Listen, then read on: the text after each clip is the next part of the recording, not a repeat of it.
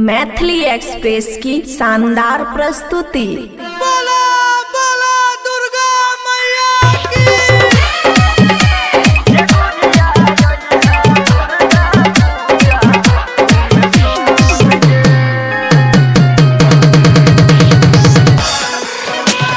DJ Umesh Sukhipur बाजार, खुशी recording studio बलुआहा। गामे गामे माँ के मूर्ति बन गेले गे, गामे गामे माँ के मूर्ति बन गेले गे, गे अंशु आई है दुर्गा पूजा घूमे सुन गे, गे स्वीटी आई है दुर्गा पूजा घूमे सुन गे।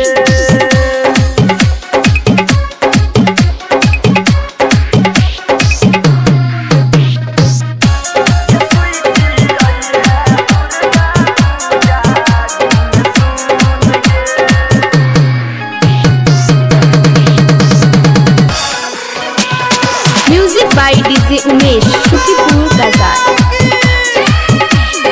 पूजा करैला तू मैया के अइबही साझा बाती दैला गे, मुलाकात है तई मैया पंडाल में जान जब तू अइबही गे, मेला घुमैबौ तोरा झूला झूलैबौ गे, पुचका चौमिन तोरा जान खियैबौ गे, गे गुड़िया आई है दुर्गा पूजा तुम सुन गे, गे नितुआ आई है दुर्गा पूजा घूम सुन गे।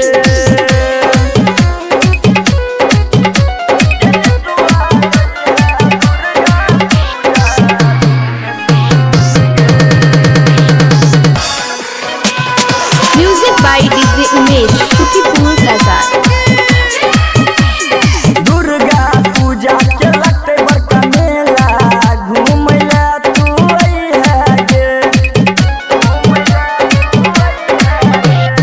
दुनू गोटा मिल के जान घूमबै सुन मेला गे, मेला में किन दे बहुत तोरा नक बला कान बला, मेला में किन दे बहुत नक बला कान बला, गे रनिया आई है दुर्गा पूजा तुम सुन गे, गे कजली आई है दुर्गा पूजा घूम सुन गे। खुशी रिकॉर्डिंग स्टूडियो बलुआहा।